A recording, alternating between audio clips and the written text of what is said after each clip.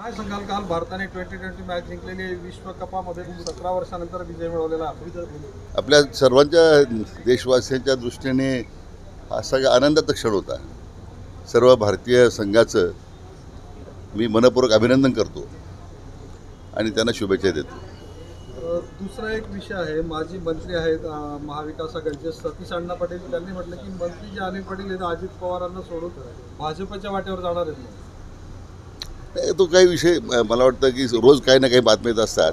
एक आपण मनोरंजन म्हणून ऐकायचे सोडून द्यायचे ते. इतर राज्यापेक्षा आपल्या महाराष्ट्र राज्यात शेतकऱ्याच्या दुधाला भाव कमी आहे असं म्हटलं जातं. शेतकरी दुधाला भाव मागतायत. नाही, आता कायमस्वरूपी 5 रुपये अनुदानाची घोषणा अर्थसंकल्पात केलेली आहे. मला वाटतं त्यातून आमच्या शेतकरी बांधवांना मोठा दिलासा मिळेल. हे बरोबर आहे की काही बाबतीमध्ये संकलन करताना काही अडचणी येतात. दुधाच्या भुकटीची निर्यात थांबल्यामुळे काही अडचणी आहेत. तर त्या दूध भुकटीच्या निर्यातीला काही प्रोत्साहन देता येईल का म्हणून स्वतंत्र विचार आमचा सुरू आहे. मतदारांना प्रलोभन देणारा हा अर्थसंकल्प असल्याचं राज्याच्या विकासाची एक नवी पाठ झालेली आहे. सुवर्णाक्षरानं लिहिला जाईल अशा प्रकारचा हा अर्थसंकल्प आहे.